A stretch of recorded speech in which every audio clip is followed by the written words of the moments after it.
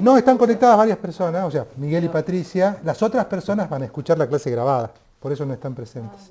Pero, bueno, Ahora van a entrar Miguel. le podemos tener que Está pagar. tan helado. Ahí está, Patricia, Ah, se están conectando. Patricia y Miguel, ahí está. Hola Miguel, Hola Fabián, ¿cómo perdón, estás? bien, perdón por la demora. Ya está, Ahí tengo el link, ya se los mandé, ya están conectados. Bueno, está bien, estamos aquí trabajando con el tema, con Patricia. muy bien. Damos inicio entonces a la clase 5. Esta clase va a tener como centro especulativo la novela El ruido y la furia o El sonido y la furia de William Faulkner. Pero para empezar a pensar esta novela, quiero establecer algunos vínculos, algunas relaciones y sobre todo pensar en las influencias. Lo primero que voy a hacer es, antes de abordar la relación de Faulkner con Joyce y antes con Shakespeare, quisiera Perdón. empezar con una cita del propio Faulkner en una entrevista que está incluida en la famosa revista Paris Review. En esa entrevista, Faulkner dice lo siguiente, a propósito de la relación entre el autor y su obra. Le preguntan, ¿quiere decir que el escritor debería ser completamente despiadado? Y Faulkner dice, la única responsabilidad del escritor es hacia su arte. Será completamente despiadado si es buen escritor. Tiene un sueño, lo angustia tanto que debe librarse de él. No tiene paz hasta que lo logra. Todo lo demás se arroja por la borda. El honor, el orgullo, la decencia, la seguridad, la felicidad, todo, para que el libro se escriba. Si un escritor tiene que robarle a su madre, no vacilará en hacerlo. La Oda a una urna griega, que es un poema de John Keats, la Oda a una urna griega, vale un incontable número de ancianas señoras, dice Faulkner de una forma muy provocadora. Y en otro tramo de la entrevista, dice que en realidad él escribe porque es lo que más le interesa hacer, y considera que si Shakespeare o Homero hubieran seguido viviendo 2000 años más, no sería necesario que él escriba. Entonces dice, los editores no tendrían necesidad de que haya nuevos autores porque en realidad se escribe siempre sobre lo mismo. Traigo estas dos citas de la entrevista para pensar en la obra de Faulkner, en cómo él encara la escritura, qué lugar le otorga a él a los temas con los que trabaja, que pueden llevar a engaño estas afirmaciones, y sobre todo qué rol tiene para él la escritura propiamente dicha, entendida como forma, en un sentido amplio de la palabra forma. Faulkner dice que si Shakespeare u Homero hubieran seguido existiendo 2000 años más, no sería necesario que él escriba. Y esta afirmación es exagerada, pero tiene algo, me parece, que dice mucho en realidad sobre su concepción de la escritura. Porque Faulkner es un escritor, una especie de sofisticado campesino sureño que no ha pasado por la universidad y que sin embargo tiene una exigencia en el trabajo con la forma que ni bien empezamos a leer el libro, cualquiera de sus libros, en este caso El ruido y la furia, nos damos cuenta de que efectivamente es un escritor muy pretencioso, alguien que se esmera mucho en el trabajo con los problemas de la forma. Entonces, que él diga eso que dice sobre Shakespeare y sobre Homero, en realidad hay que tomarlo con mucho cuidado, porque si uno escucha una frase como esa, se puede confundir y puede creer que a Faulkner le parece que es muy importante el tema, o los temas, ¿no? Y que finalmente Shakespeare, Homero han escrito sobre los mismos temas sobre los que escribe él. Por ejemplo, el incesto, o por ejemplo el robo, o por ejemplo la decadencia moral, ¿no?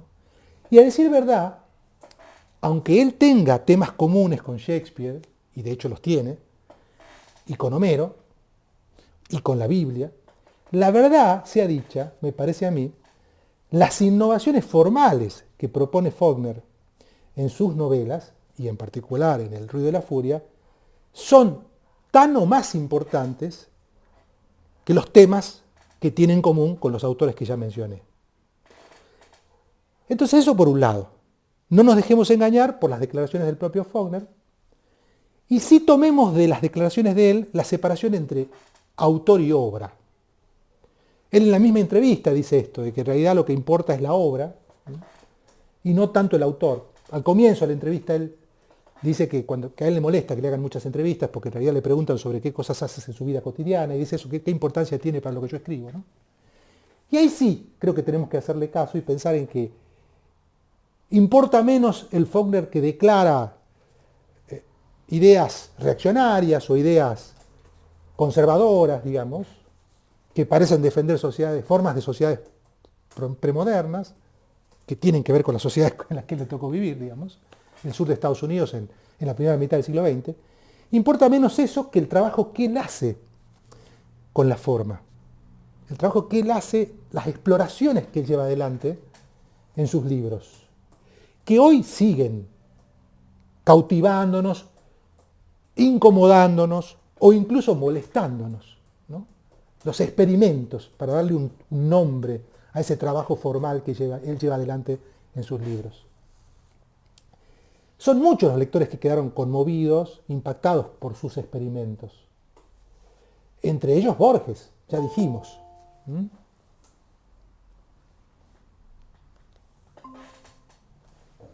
Y un sinnúmero de escritores de la literatura llamada latinoamericana que también se conmocionaron con las experimentaciones de Faulkner.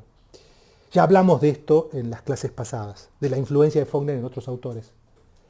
Cité yo un texto de Juan José Saer en una clase anterior. Ahora me voy a referir a la relación de Faulkner con Shakespeare para después entrar en la relación de Faulkner con Joyce. Porque la relación de Faulkner con Joyce, con James Joyce, hemos leído en otros talleres de hace años atrás, pero el año pasado no hemos leído Joyce. Bueno, entonces voy a hablar de la relación de Faulkner con Shakespeare para entender algunas cuestiones que trabaja él en su novela, en sus novelas y en esta novela en particular, y después voy a hablar de la relación de Faulkner con Joyce, donde se ve una influencia muy directa en el uso de un recurso en particular, que es el monólogo interior, y que voy a desarrollar enseguida. Voy a citar entonces, para hablar de la relación de Faulkner con Shakespeare, los versos de Macbeth que dan origen al título, en principio, del libro, El ruido y la furia, o El sonido y la furia, como también ha sido traducido el título de la novela. Estos versos forman parte del acto quinto, en particular de la escena quinta, o sea, de la última parte del libro de Macbeth de Shakespeare. Y los versos dicen lo siguiente. Para citar este texto de Shakespeare, estoy tomando la traducción de Carlos Gamerro. La vida es una sombra andante, un pobre actor que fatiga el escenario, una hora nomás, y ya no se lo vuelve a escuchar. Es un cuento contado por un idiota, lleno de sonido y de furia, y que nada significa. Faulkner, es evidente, ha tomado el título de su libro a partir de estos dos últimos versos de la escena quinta del acto quinto de Macbeth. La vida es un cuento contado por un idiota, lleno de sonido y de furia, y que nada significa. La vida nada significa. Sí, la vida no tiene sentido, sería. ¿Sí? O sea, no tiene un sentido prefijado. Yo voy a partir de estos versos para pensar una primera aproximación al sentido de la obra de Faulkner y del sonido y la furia en particular. Es evidente, porque los que leímos la novela sabemos, que el primer capítulo está narrado en primera persona por el hijo retardado de la familia Compson. Ese hijo retardado se llama Benji, o es apodado Benji, en realidad se llama Maury, y le han puesto de sobrenombre, su hermana le ha puesto de sobrenombre Benjamín o Benjamin, y el sobrenombre del sobrenombre es Benji. Si pensamos en estos versos de Shakespeare, la relación es literal, porque podríamos decir que la novela es un conjunto de historias que empiezan siendo contadas por un idiota, y esa historia está llena de sonido y de furia, y no tienen sentido. Si tomamos esta relación, podemos pensar que la novela empieza de esta manera. Ahora bien, hay una cosa para mí muy profunda, que cala hondo, digamos, en el armado de la novela, y que tiene que ver con el sinsentido.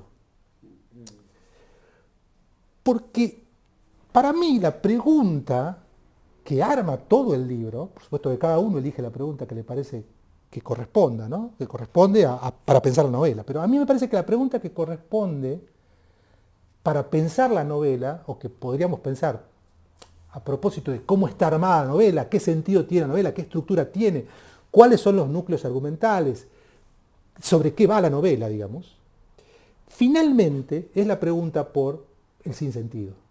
¿Por qué? Porque a mí me parece que Faulkner hace un esfuerzo sobrenatural casi para armar un conjunto de historias que finalmente arman la novela, para trabajar el sinsentido. Y cuando digo el sinsentido, y por eso para mí la conexión con Shakespeare es nodal, fundamental, digamos, troncal, para narrar el sinsentido, insisto en esto, en sus múltiples acepciones. En primer lugar, hay algo que salta a la vista cuando uno lee, la primera vez que la lee la novela, y lo que salta a la vista son las rupturas sintácticas. Las rupturas en el trabajo con el lenguaje en el sentido morfosintáctico. O sea, Faulkner trabaja en particular esas rupturas, que ya vamos a ver que vienen de Joyce, o por lo menos una parte vienen de Joyce, esas rupturas sintácticas, de James Joyce, del Ulises. Eso por un lado. O sea, ese es un primer nivel donde uno percibe esto, percibe que es como un gran artesano, Faulkner, que está lidiando con las cuestiones que tienen que ver con cómo hacer para decir algo desde la ruptura, desde la grieta, desde la fisura del lenguaje. No desde el lenguaje convencional, no desde las frases prearmadas, prehechas, establecidas, que tienen que ver con el buen decir, con la tradición literaria donde ya hay una consolidación sobre cómo se produce el sentido y demás. O sea, con lo que podríamos llamar la forma burguesa de hablar y de decir y de entender la literatura. No, Faulkner empieza por el otro lado, por el otro extremo. Yo diría que él arma la novela a partir de la ruptura, o sea, trata de producir sentido, de producir historia, de producir narración, de producir algo que contar, pero desde el lado de la ruptura. Yo creo que desde ahí armó la novela, desde el balbuceo de un idiota, para decirlo así. Ese es un nivel. El otro nivel para mí tiene que ver con la nada, o sea, el sinsentido asociado a la nada, al proceso de nihilización que ocurre en la familia, en las dos familias, en la familia Bascom o Bascom y la familia Compson. Porque a decir verdad, si uno tuviera que también pensar uno de los problemas de la novela, hay muchos por supuesto, pero uno de los problemas, es la decadencia, la corrupción que atraviesa la genealogía Compson. Desde los ancestros más lejanos hasta lo que ocurrió con cada uno de los miembros de esa familia. Enumeremos. El padre de la familia, que es nombrado como padre, alcohólico, ya está muerto en el periodo que toma la novela, o sea, tanto en los días de abril de 1928 como en 1910 no, aún está vivo, pero para el periodo de los 3 capítulos que están ubicados en 1928 ya está muerto. Madre, una mujer enfermiza, que sufre por los padecimientos de sus hijos, tanto por lo que le pasó a su hijo suicida, a Quentin, como lo que le ocurre a Jason, que ella considera que es injusta la vida que tiene Jason, porque es el único que trabaja y el que mantiene a la familia, y tiene que cargar con el peso moral de cuidar a una niña que es hija de un matrimonio hecho a través del incesto, ¿sí? El incesto entre dos hermanos, ¿sí? la relación que tienen con los sirvientes, con los negros, que es una relación de tensión, tirante, no solo de esclavitud, digamos, porque viven en una esclavitud, sino que además hay una relación de desprecio mutuo, porque los sirvientes también desprecian desprecian a sus amos, digamos. No los tienen en una, digamos, en una dignidad, digamos, a sus amos, en un estado no los ven como unos seres dignos, digamos. Entonces, si analizamos brevemente el estado de la situación de toda la familia, hay un avance de la nada, hay un avance del sinsentido, de la decadencia moral, la corrupción. Incluso si apelamos a un nivel fenomenológico, o sea, que tiene que ver con los aspectos de las cosas en todo el libro, el auto de Jason, la gasolinera, los techos de las casas, las paredes, los carromatos que son mencionados en el libro, las paredes de la iglesia, los faroles, todo está relacionado con lo desvencijado, lo que está desvencijado, lo que es viejo, lo que es vetusto, lo que está corrompido. Entonces, a mí me parece que estos versos de Shakespeare no solo nos dan la clave para pensar de dónde viene el título, que sería una cuestión anecdótica, ¿no? Sino que me parece que nos ayudan a pensar cuál es el origen, si ustedes quieren, filosófico y de planteamiento de un problema en relación con la genealogía. Dicho sea de paso, este interés por la genealogía que tiene Faulkner, o sea, de establecer múltiples historias en sus distintos libros que tienen que ver con una única familia, con un tronco familiar, esto también es shakespeariano, digamos. Porque Shakespeare también escribió tragedias donde se desarrollan historias familiares que tienen que ver con las monarquías europeas, ¿no? O sea que también hay una relación ahí con Shakespeare, digamos, que, bueno, lo digo de paso. Esto con respecto a Shakespeare. Y como una primera entrada a los problemas que plantea la novela desde el punto de vista formal y desde el punto de vista del contenido, de los temas, de algunos de los temas. Vamos a Joyce. Como todos sabemos, James Joyce escribió una obra que se llama Ulises, ¿sí?, que fue publicada en 1922, que generó un gran revuelo, porque se fue publicando por entregas, y a medida que se publicaba por entregas en distintos países, iba siendo prohibido el libro, por obsceno y por otras razones. Pero en realidad, lo que queda de Ulises, me parece, después de tantos años ya, más de 100 años de su publicación, son, de nuevo, las cuestiones experimentales, las cuestiones formales. O sea, eso es lo que a nosotros nos interesa y sobre todo que nos interesa pensarlo en relación con Faulkner.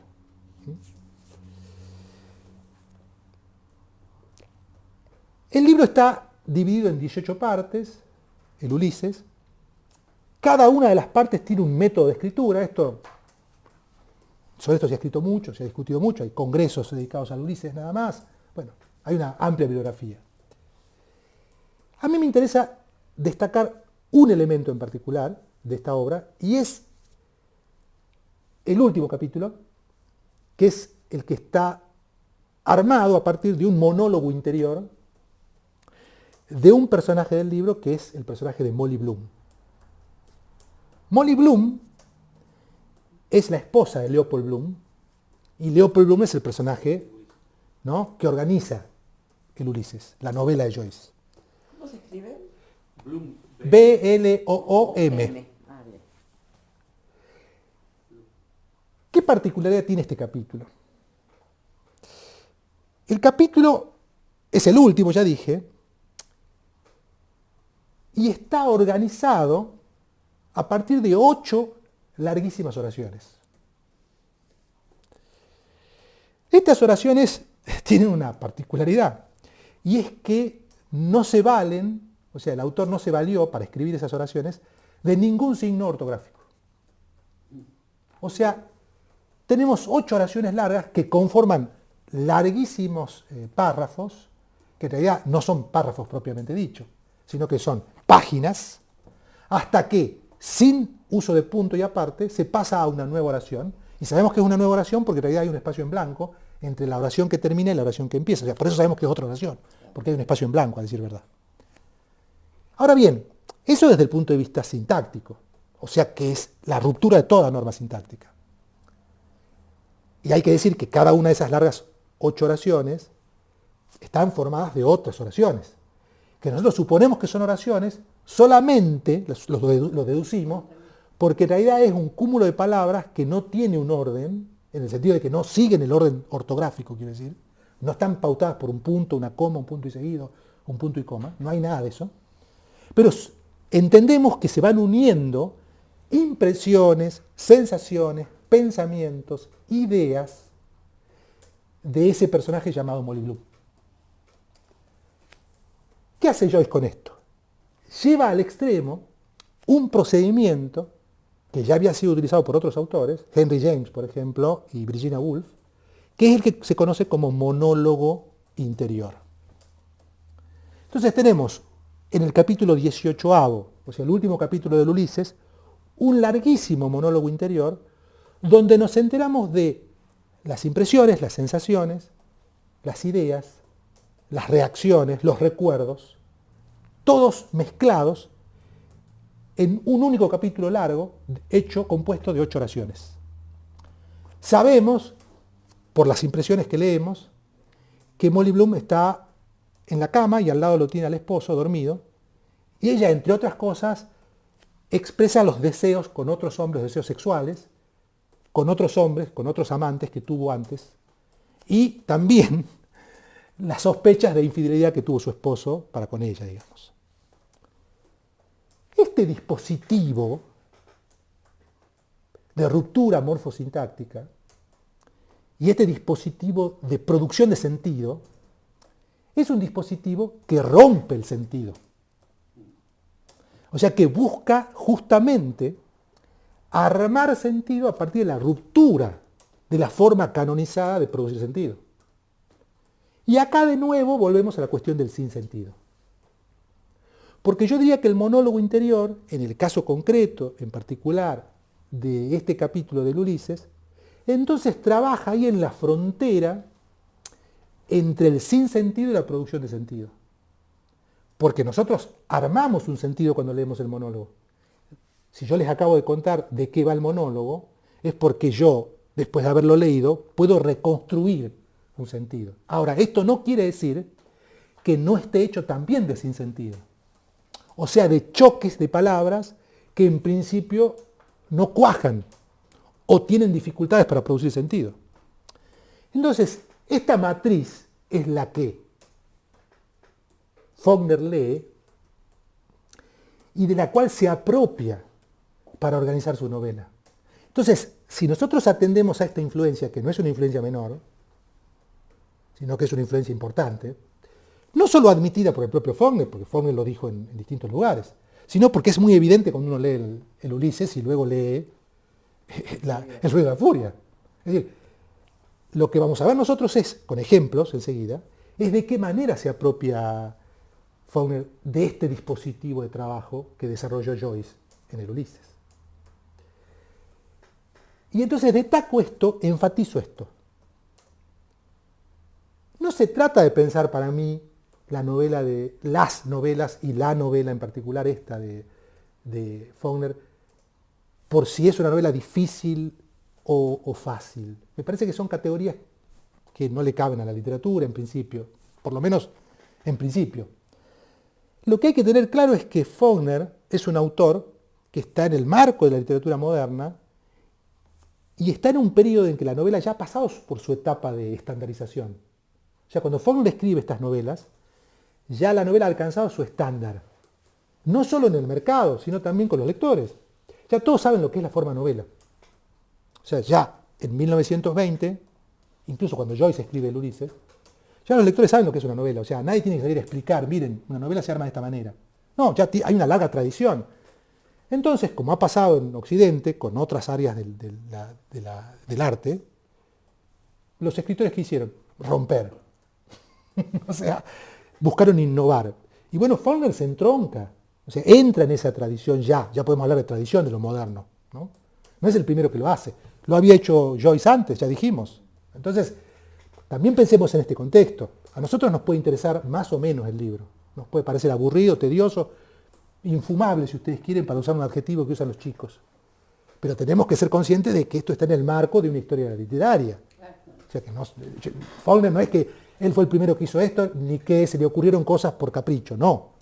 Hay una serie de antecedentes, y yo estoy hablando de esos antecedentes, y estoy tratando de mostrarles también cómo es que Faulkner le da una pequeña vuelta de tuerca a este dispositivo que ya había usado Joyce, y que convengamos que lo había usado de forma extrema. No es que Joyce había dicho, bueno, a ver, probemos cómo me sale, no.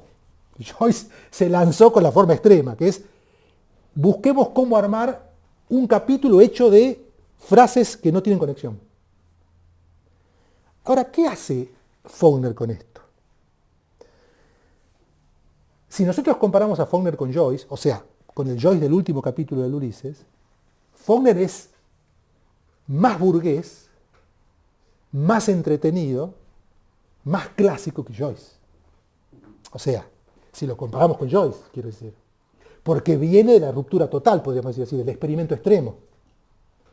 Entonces, es como si dijéramos que Faulkner lo que hizo fue pasar por una licuadora, ¿no? El experimento de Joyce, y lo readaptó al gótico sureño, a lo que hoy llamamos el gótico sureño. Es decir, si lo pensamos desde Joyce, no es del todo experimental, es experimental, pero depende con quién lo comparemos.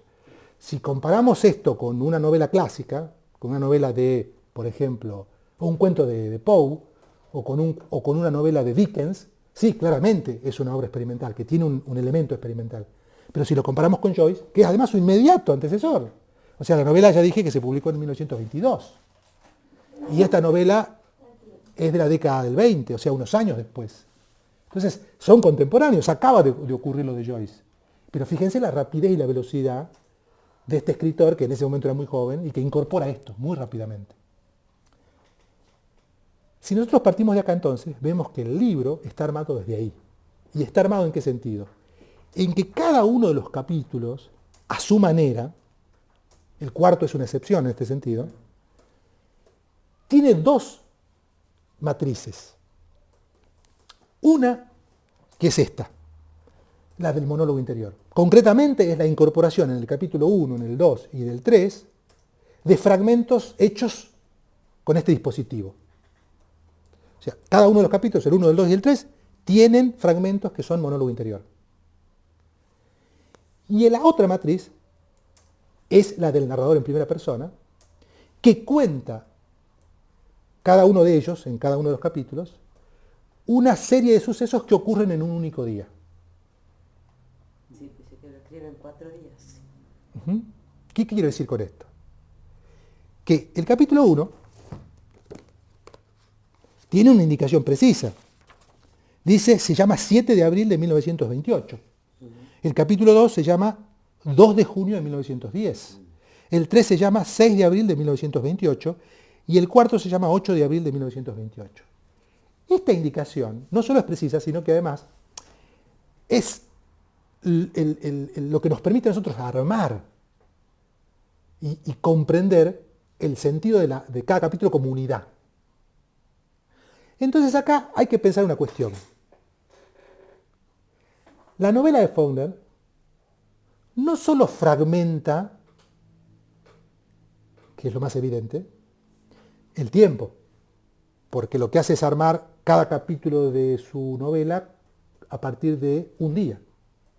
Y si pensamos en la conexión con el Ulises es muy obvia también. El Ulises cuenta una serie de historias que ocurren en un único día, si lo pensamos así. Pero acá tenemos 4 días. Pero ya de por sí implica una fragmentación.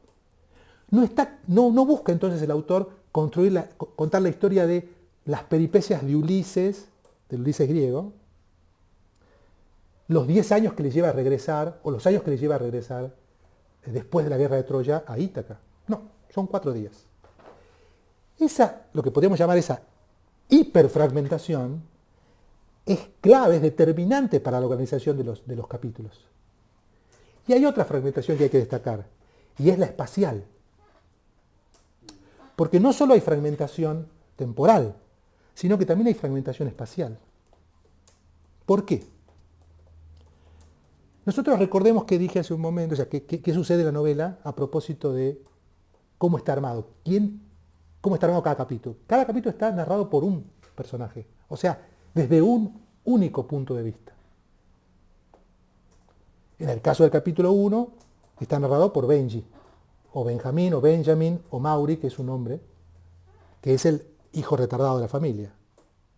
El capítulo 2 está narrado por Quentin, en otro tiempo que es en junio de 1910. En un periodo anterior, pero es un día también de 1910, pero narrado por Quentin, el hijo que se suicida, que sabemos después por el apéndice que se suicida.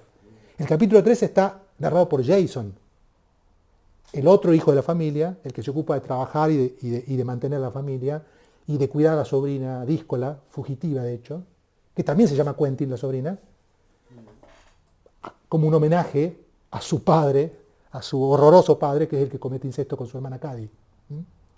Y el último capítulo, que es el capítulo 4, está ubicado también en un día de abril de 1928, y si bien es cierto, no está narrado por Dilsey, o sea, por la cocinera negra, pero el capítulo empieza focalizado en la cocinera negra.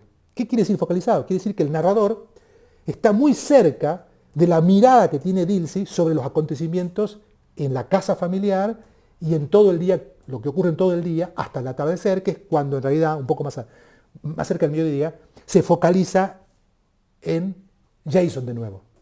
O sea que el capítulo 4 tiene dos focalizaciones, primero en Dilsey y después en Jason. Estos datos, que no son menores, que tienen que ver con quiénes son los narradores de los capítulos, permiten articular la doble fragmentación temporal y espacial. O sea, son un ancla desde el punto de vista del orden, de la organización de la novela. ¿Por qué? Porque en realidad, si nosotros tenemos una doble fragmentación, o sea, temporal y espacial, el único marco que tenemos es que ocurre todo en un día, necesitamos un ancla, y ese ancla es cada uno de los narradores. Ahora bien, veamos cuáles son las virtudes y las limitaciones de cada uno de esos narradores desde el punto de vista formal. Un narrador en primera persona tiene una gran virtud, que consiste en que puede contar desde su perspectiva todo lo que ve, todo lo que oye, a dónde se dirige y hacia dónde se dirige, o a dónde se queda y dónde está y dónde cambia de lugar y de tiempo, y también puede contar lo que piensa, lo que reflexiona sobre eso que ve, oye, ¿no? O percibe. Esa es la virtud del narrador en primera, y de hecho Faulkner se aprovecha de esto, uniendo estas dos estrategias en cada uno de los capítulos, menos en el cuarto, que consiste en lo que ya mencioné. Una subtrama o subplot, o plot que podríamos llamarle de esa manera, hecha de monólogo interior, que a su vez está asociada a un tiempo pasado, fíjese cómo se empieza a complejizar la cosa, y un plot hecho de lo que ocurre durante el día, que también está narrado en tiempo pasado, pero que es la historia que organiza el día. ¿Se entiende? Lo digo de nuevo. Cada capítulo, salvo el cuarto, está armado de esta manera. Hay una narración hecha por el propio narrador, que en cada caso es Benji, Quentin y Jason, que cuenta lo que ocurre en el día, ¿sí? Y a su vez hay otro plot que está intercalado con esto que ocurre en el día, que en los dos primeros capítulos está en letra itálica o bastardilla o cursiva, que es un tiempo anterior, que tiene que ver sobre todo con la infancia de los personajes de los hermanos. Entonces, fíjense la complejidad de la arquitectura del libro. No estamos ante un autor improvisado que dijo, a ver, yo tengo un deseo de escribir un libro y voy a anotar a ver qué se me ocurre. Sino que en realidad, acá parece todo menos un improvisado, todo lo contrario. Es alguien que dice esas cosas en las entrevistas. Bueno, si Shakespeare hubiera vivido más tiempo, no tendríamos sentido que existan escritores. Suena a una fantochada, porque a decir verdad, Shakespeare no escribió una novela como esta. Por más que tengan en común estos temas y demás, no la podría haber escrito. Primero porque no existía el desarrollo de la novela, primero porque no existía la novela. Entonces, revisemos las declaraciones de los autores y separemos el autor de la obra. Porque a veces el autor dice cosas que no solamente no tienen nada que ver con lo que hace en la obra, sino que además van en contra de lo que hace en la obra. Si uno le cree a Faulkner, pareciera que es un señor dueño de una finca, que, con todo respeto digo por los dueños de finca, ¿no?, que se puso a escribir lo que le salió en un diario. Y en realidad, si revisamos la estructura de la novela, es todo menos eso, ¿no? Bien, hago una pausa para que ustedes, si quieren comentar algo o preguntar algo, hasta acá. No digas nada, por favor. Yo les diría que se queden mudos, ustedes no. Con la frase que sintetiza el ruido y la furia como la vida sin sentido. Sí. Si él no tuvo formación académica, no hay una referencia filosófica al existencialismo, ¿no? No, el existencialismo no existía en los años 20, tal como lo conocemos después, no es que no existía. Claro. Kierkegaard había escrito algo que se considera que es la fuente, la raíz del existencialismo en el siglo XIX. Claro. Pero digamos, no existía como filosofía académica, no. Claro. Entonces, a lo que voy es, la adhesión a Shakespeare es una adhesión, pero hay una visión de la vida, obviamente, Sí. una concepción. Sí, O sí. sea, pero no hay una raíz filosófica, digamos, académica, a eso me refiero. No, pero la filosofía no corre solo por Claro. carriles académicos. Claro, Exactamente. No, no, Está no. bien, pero- Claro. Bueno, esa es Sí, la sí. porque creo que el nihilismo y todo Sí.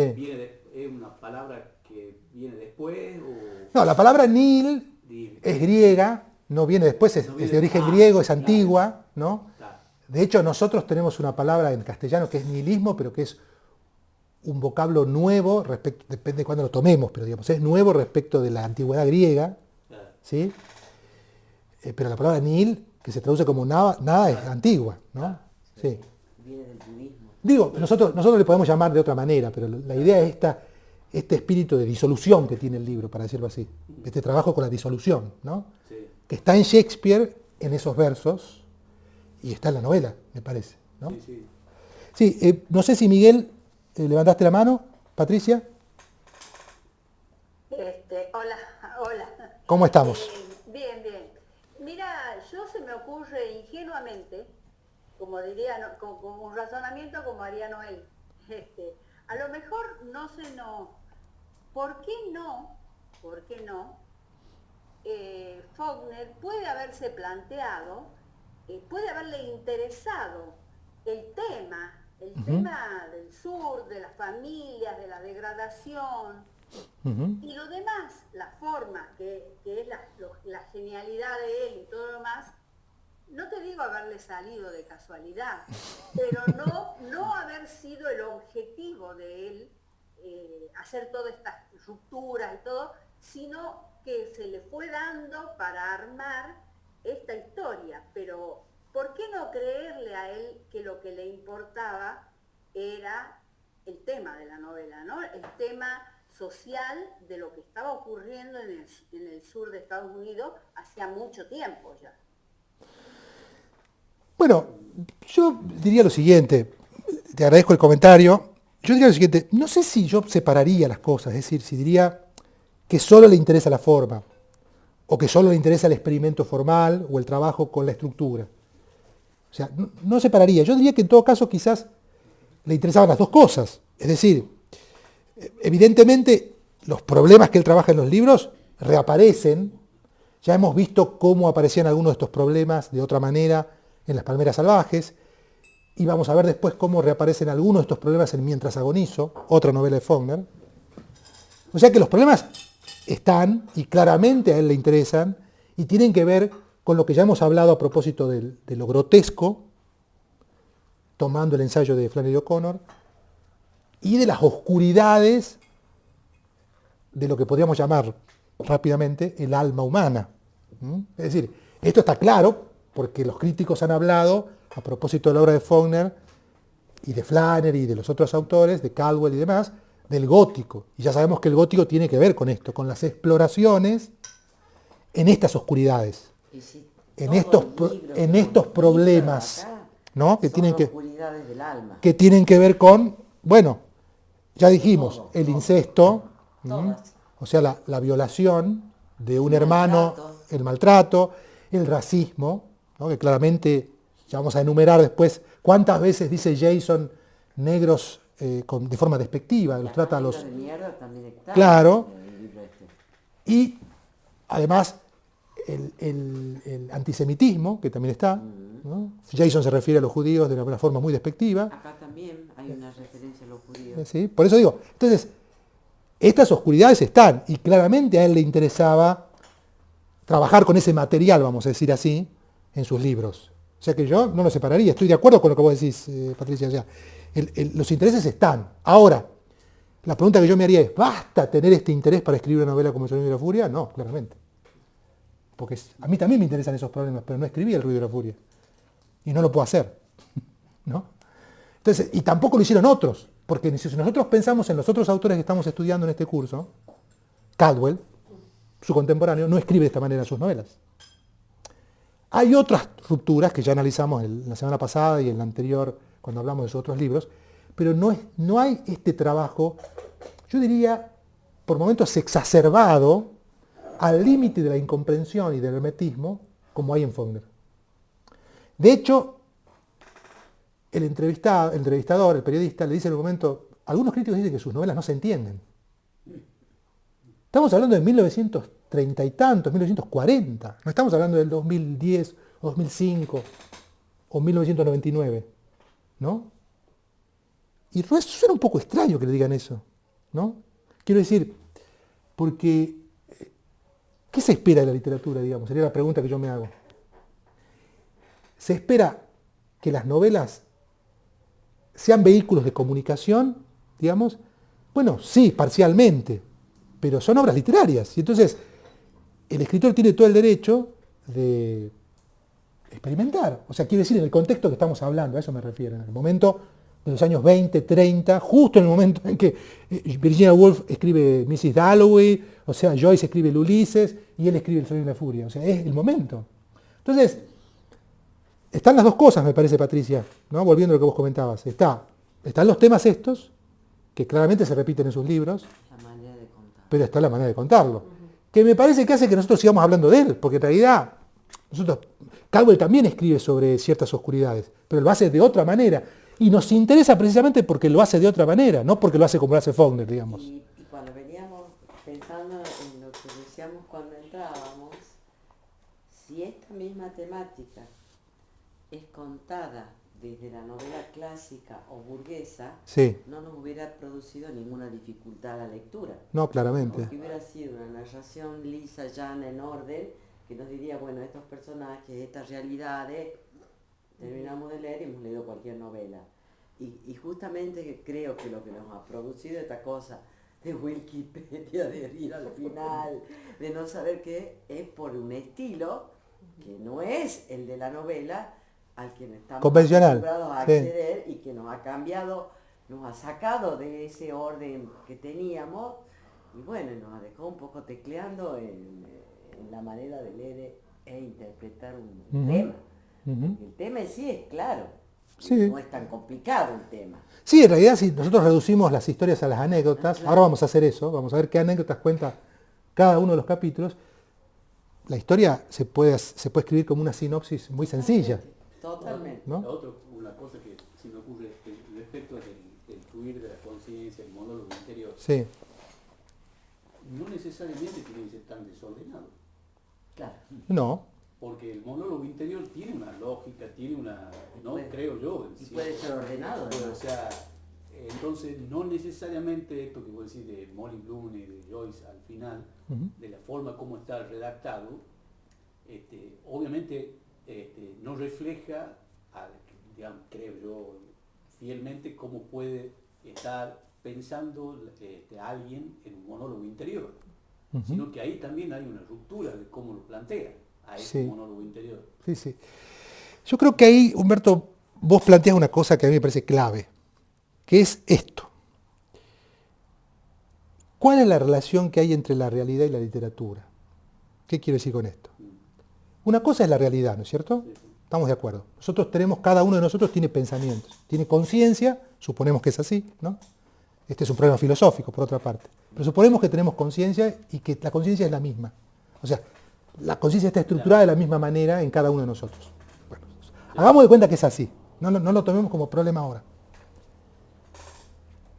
El desafío que tiene un escritor, que tuvo Henry James, que tuvo Virginia Woolf, que tuvo Joyce y que tuvo Faulkner, es con qué estrategia de escritura represento esto que nosotros llamamos conciencia.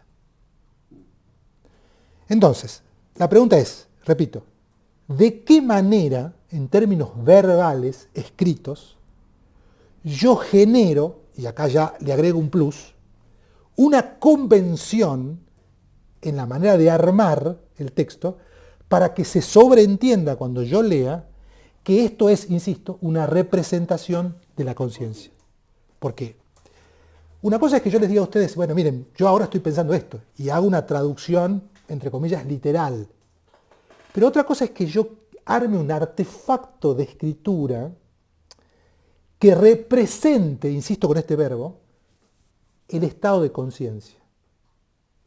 Son dos cosas distintas. Dicho de otra manera, con otro ejemplo, ¿cómo hacemos para representar la conciencia en un escenario, por ejemplo?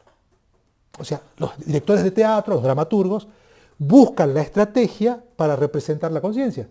Y, por ejemplo, generan una estrategia que se llama soliloquio, que es tomada después en el cine por ejemplo, Woody Allen. O Bergman, el director de cine sueco. Ponen a un personaje frente a un espejo que habla solo y hace de cuenta que está su fluir de la conciencia sonando a través del soliloquio. Pero esa también es una estrategia de representación, porque en realidad la relación entre el interior del sujeto, lo que llamamos interior, la conciencia, y el exterior, hay que buscar la manera de expresarlo. Todas son representaciones, fíjense. No es la conciencia en sí misma, no es la realidad, es la representación. Bueno, acá lo mismo, le sucede algo parecido a los escritores. ¿Cómo hacer para que por escrito, ¿sí?, yo entienda que estoy leyendo la conciencia del personaje? Y ahí yo te doy la mano, estoy de acuerdo con lo que vos decís. La estrategia que usó Joyce es una versión extrema. Podría no haber usado esa forma caótica. Y de hecho, si nosotros revisamos, y esta es una posibilidad de lectura del libro, de la novela, El ruido de la furia, ¿cuáles son las distintas formas que adopta el monólogo interior en el libro? No son todas iguales. Si ustedes se fijan, y ahora vamos a comparar algunos casos, no en todos los casos no hay comas o puntos. En algunos casos sí hay comas y puntos, en el caso de Faulkner le estoy diciendo. Y en otros casos no. En algunos casos hay una voluntad parecida a la de Joyce de unir palabras que no tienen aparente sentido en común. Y en otros casos sí, se generan oraciones en el sentido convencional del término. Y sin embargo nosotros entendemos que está usando la misma técnica del monólogo interior que usó antes. Entonces en el propio libro de Faulkner, en El sonido y la furia, tenemos distintas versiones escriturarias, o sea, de representación, para materializar el monólogo interior. Y voy a dar un ejemplo más. La versión, como diría Onetti, adaptada, burguesa, estandarizada, de estos trabajos de Joyce y de Faulkner, está, por ejemplo, en Conversación en la Catedral, de Mario Vargas Llosa. O sea, la versión normalizada. Pero para un Y lector, siendo malicioso, lo soy, comercial. Aunque no es comercial, digamos, si lo comparamos con las novelas del mercado hoy. Pero si la comparamos con Ulises, sí. ¿No? Sí, perdón, ¿qué ibas a decir? No, no me atreví a mencionar que la primera vez que yo leo algo donde me encuentro con esto del monólogo interior es Conversación en la Catedral, que además es como que está redactado de una manera que no distingue cuando habla en tercera persona o en primera persona y cuando está pensando, digamos, cuando está esto del fluir de conciencia, no distingue. O sea, es una de las primeras lecturas que yo me di con que... Te choquea. Claro, me sorprende decir qué es lo que está pasando acá, hasta que interpreto que era eso, digamos, ¿no? lo tenía en la cabeza, pero no lo quería mencionar por temor a que después me... Bueno, Pero está bien, me alegro que estamos coincidiendo. bueno, entonces es un problema para el escritor, no es una solución, no tiene a mano, digamos, la respuesta de cómo hacerlo, quiero decir. Tenía a mano la solución que había dado Joyce, o sea, que era una buena mano, porque decía, a ver, ya lo hizo él, ya se animó a hacerlo, sería la cuestión, a ver cómo lo hago yo. Se plantea un formato como herramienta y de ahí las múltiples aplicaciones vienen para que Exacto, cada quien lo adopte. lo adopte y- mejor. Que en definitiva pasa con todo. Ujú. Por ejemplo, ponerle un arquitecto. Me ponía a pensar, bueno, vos querés la casa y todo, bueno, ¿dónde está el arte, lo distinto de él? Ujú. En lo que voy a emplear, en cómo lo voy a diseñar. Bueno, ya, ¿para qué más decir? O sea, que en el arte, en una pintura, me parece que en toda expresión del alma, o sea, de lo interior, siempre existe esto. Lo que uno quiere manifestar, pero también lo que busca es cómo lo manifiesto. Porque me parece que ahí en el cómo lo manifiesto es donde está la esencia o la grandeza o la riqueza del autor. Porque muchas veces las cosas pueden ser las mismas. Y lo que cambia es cómo lo expreso, o lo digo, o lo manifiesto. Y generalmente en estos formatos están quienes presentan un nuevo formato y son los descubridores, o sea, Claro. que tienen el mérito de ser los primeros Los llegan primeros. a algo. Y después está el mérito de los que toman esa herramienta y la exponencian y la llevan como a su máxima expresión. La mejora. La pregunta es, en este caso, ¿consideras que hay algún autor que haya utilizado este formato y haya obtenido como resultado algo que supere a Ulises de Joyce y a Estudio de la Oscuridad de Faulkner? Me parece que es una muy buena pregunta, una muy buena pregunta. Bueno, en primer lugar, yo creo que lo que hace Joyce es continuar el trabajo que había hecho Flaubert en el camino de la disolución de las formas canónicas. O sea, Joyce toma la posta de Flaubert. ¿Se acuerdan cuando vimos nosotros Bouvard y Pécuchet? Y vimos que esa novela lo que hacía era disolver la forma canónica de novela. O sea, Bouvard y Pécuchet, a diferencia de la novela Madame Bovary, que el propio Flaubert había escrito, lo que hace es romper la idea de peripecia. O sea, todos los amanuenses, Bouvard y Pécuchet así se llaman, que dan nombre al libro, llevan adelante un cometido que es repetitivo y monótono. Buscan el saber universal, ¿no? El saber que explique la realidad. Y pasan por las distintas disciplinas. Y en realidad es una antinovela lo que hace Flaubert, porque en realidad, desde el punto de vista de la peripecia, es lo más monótono que hay. No hacen otra cosa que hacer la misma acto de forma repetida. Y cada capítulo está organizado a partir de esta búsqueda, que ya sabemos cuál es el final en realidad. Entonces Flaubert ahí ya lanza una dinamita sobre la novela. Ya la empieza a disolver, a destruir como forma. Y Joyce lo que hace es decir, bueno, tomo esta posta, me parece que hace eso, quiero decir, tomo esta posta y llevo al extremo esta operación. Porque no se conforma con haber disuelto la forma canónica, digamos, de novela, sino que hace un libro al que le llama novela, y que nosotros por convención llamamos novela, el Ulises, donde cada capítulo está escrito siguiendo un método de narración particular.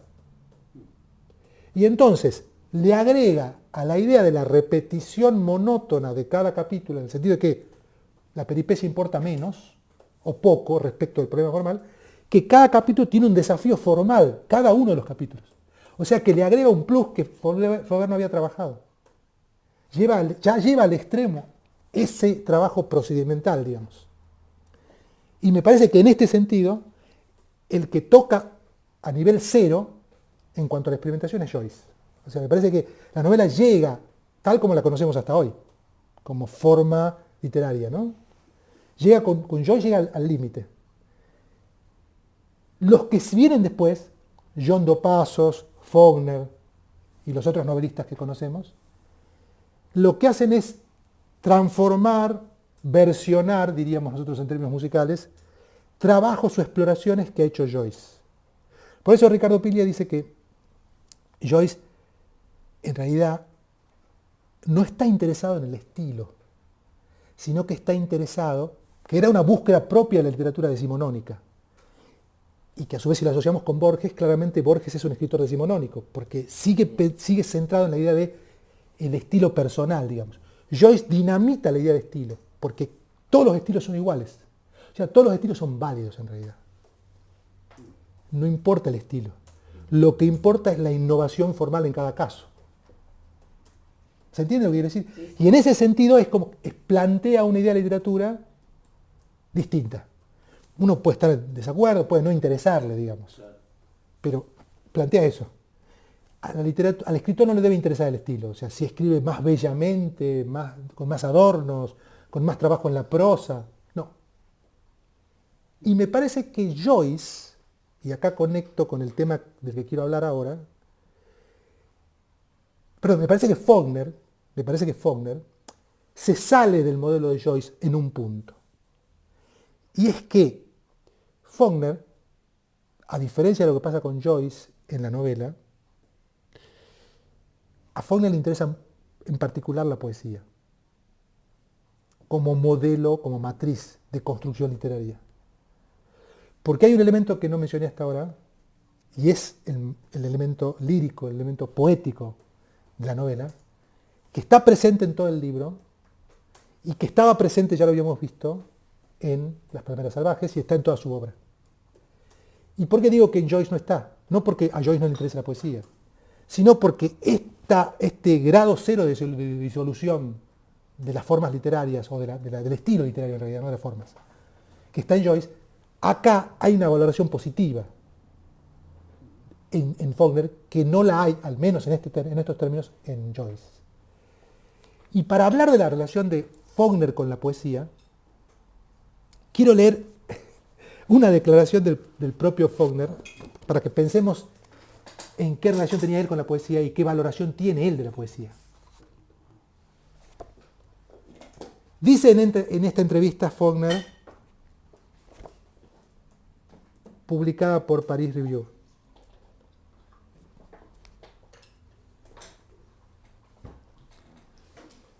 tal vez todos los novelistas quieren primero escribir poesía. Tal vez todos los novelistas quieren primero escribir poesía. Y después descubren que no pueden y prueban con el relato, que es la forma más exigente después de la poesía. Y después de fracasar en el relato, solo entonces un novelista se dedica a escribir novelas. Leo de nuevo. Tal vez todos los novelistas quieren primero escribir poesía y después descubren que no pueden y prueban con el relato, que es la forma más exigente después de la poesía. Y después de fracasar en el relato, solo entonces un novelista se dedica a escribir novelas. Pensemos en esta declaración que es muy sencilla, digamos, creo que se entiende claramente, ¿no?, lo que dice Faulkner. En el pedestal más alto está la poesía, como forma literaria para él, al menos si le creemos en esta declaración. En segundo lugar, de exigencia está en la escritura de cuentos, y en tercer lugar está la novela. Ahora la pregunta es ¿por qué él no ha escrito poesía? Bueno, ha escrito poesía, les aviso. Javier Marías tradujo su poesía, una parte, el escritor español. Otro día podemos leer algunos poemas de Faulkner, pero está claro que le ha ido mejor como novelista que como poeta. Y él es consciente, me parece, y por eso traigo esta cita para pensar sus novelas, es consciente del rol que tiene la poesía, no solo para él, o sea, la importancia que tiene, sino de qué función puede cumplir la poesía en el centro de una novela. O dicho de otra manera, qué lugar puede tener el lirismo en la construcción de la prosa. Y acá tenemos que pensar de nuevo en ese cóctel que él arma, cóctel formal, al que yo me refería hace rato, en la construcción de su novela. Dije, cada capítulo está narrado en primera persona. Cada uno de esos capítulos está narrado por Benji, Quentin, Jason, y al final focalizado en Dilsey y Jason. En cada uno de ellos vemos dos tramas, una que tiene que ver con el día, lo que se narra en el día, en los momentos del día. Hay marcas temporales, yo las tengo marcadas, después les muestro. A qué hora pasa tal cosa, a qué hora sucede después lo otro, a qué hora sucede lo otro. ¿Sí? a las 10 de la mañana, a las 12, a las 14:30, incluso están mencionadas las horas, ¿no? Después está el otro tiempo, que es el pasado, donde ahí la estrategia que él usa es la del monólogo interior, en sus distintas versiones, y le sumamos un elemento, que es el lirismo. Ese lirismo está en ese cóctel que él arma, sobre todo en algunas oraciones que él tiene la posibilidad de dosificar, con el uso de adjetivos, en construcciones verbales que le permite el monólogo interior, y en fragmentos, no de Benji, pero sí del capítulo 4, del 3 y del 2, donde tiene más posibilidad de soltar la prosa. ¿Dónde se ve más claramente esto? Justamente donde la prosa está más suelta, más liberada de la exigencia de construcción formal, que es en el capítulo 4. En el capítulo 4, vamos a leer ejemplos enseguida, el capítulo 4 está escrito en tercera persona. Y si lo comparamos con Las palmeras salvajes, van a ver que en realidad tiene similitudes de estilo, y en ese sentido es no joyciano, ¿no? Es fogneriano, porque ahí se le suelta la mano y escribe algo que busca que sea prosa, poesía. Ahora mismo voy a leer un ejemplo.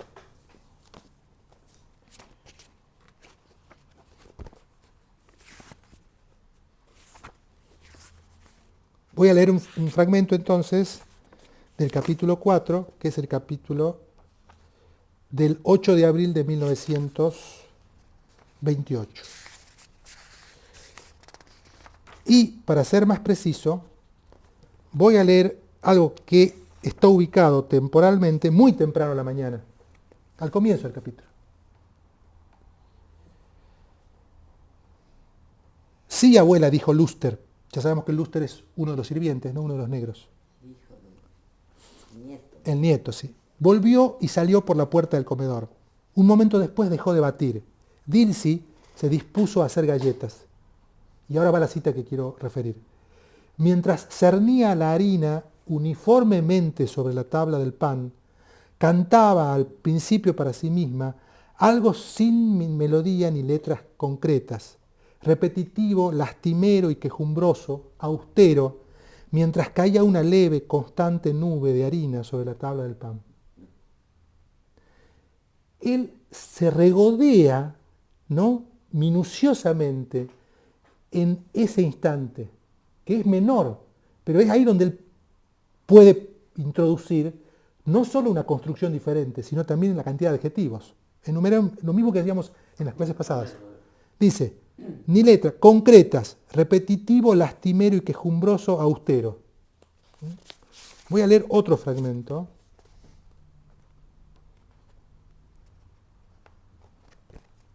De este mismo capítulo.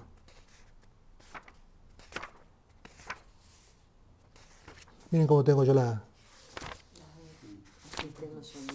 la versión, el texto. Hay un fragmento que quiero leer en particular. Son varios, pero quiero uno en particular que... Pero no está acá, no es el del cuarto. Bueno, acá, al final. En realidad debería leer el del capítulo de Jason, que es más flagrante lo que digo, pero bueno. Hacia el final del libro, precisamente, que además tiene una función semántica, digamos, una función de significado, el retorno a Benji. En el último párrafo, la voz de Benji bramaba. Queenie volvió a ponerse en movimiento, oyéndose nuevamente el persistente clop clop de sus cascos, e inmediatamente Ben cayó. Luster miró hacia atrás por encima del hombro, luego continuó adelante.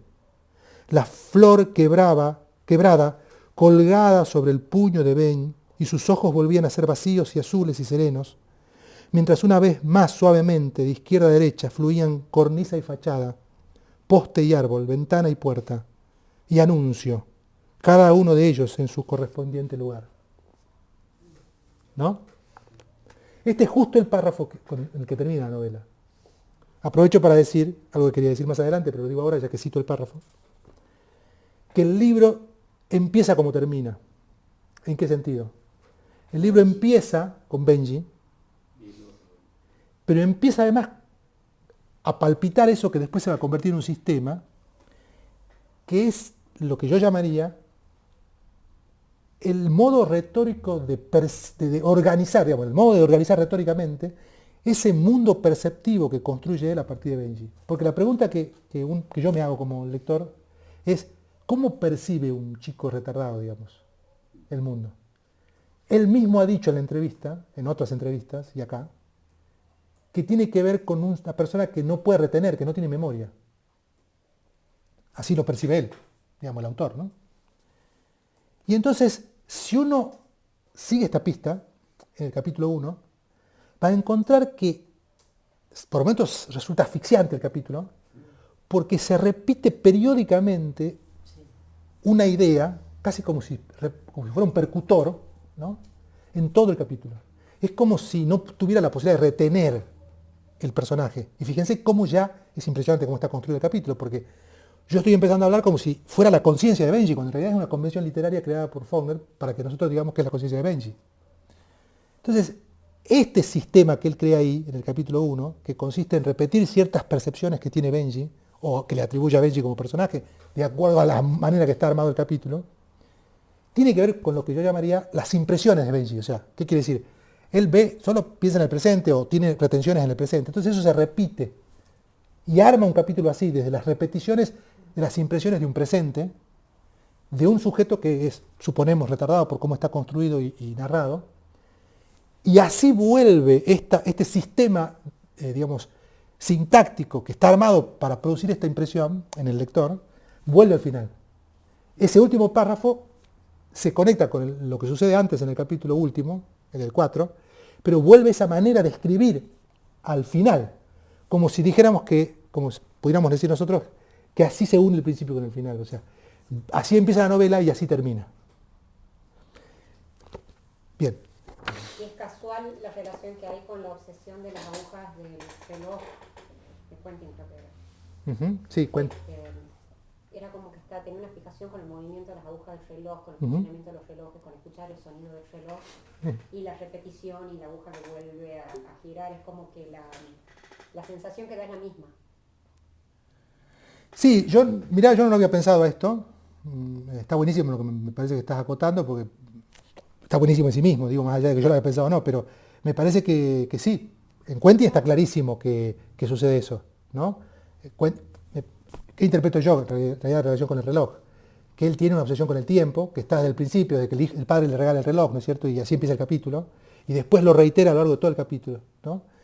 Y me parece que tiene que ver con la idea del suicidio. Así lo leí yo, es decir, con la idea de que alguien está atado a lo que sucede momento a momento y tiene una obsesión, una especie de obsesión con el tiempo y no puede salir de ahí, ¿sí? Y bueno, ya sabemos que no se narra el suicidio, pero, bueno, eso ocurre, ¿no? Un minutito nada más que voy a generar un nuevo link. Porque... ¿Le avisan por favor a Miguel que voy a generar un nuevo link? Ahí en el grupo, porfa, ¿me hacen ese favor? Porque recién se cortó el link, no me di cuenta. Y no saben ellos que se cortó. O sea, no saben que le voy a generar un nuevo link. Lo deben suponer, pero...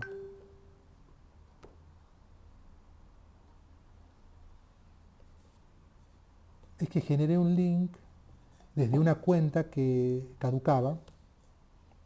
O sea, cuyo link caducaba, digamos.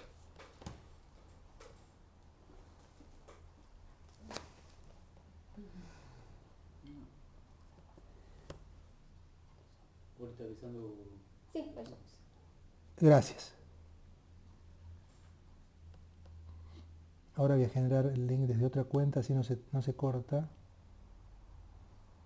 Y les paso el link a Patricia.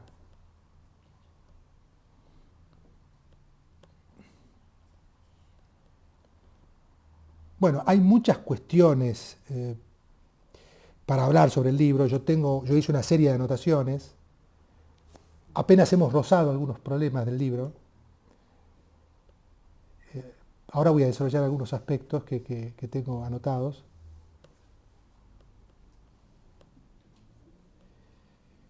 ¿Y cómo fue la recepción de la crítica y de en ese momento, en ese contexto, al ser tan innovadora Bueno. en el sur, digamos, de Estados Unidos, una forma de escritura?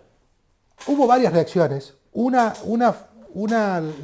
la del público general, vamos a decir así, Claro. ¿no? Del público académico o crítico, fue la de un rechazo a los libros, pero no por las innovaciones formales, sino por el retrato que él hace de los campesinos, Ah, ¿no?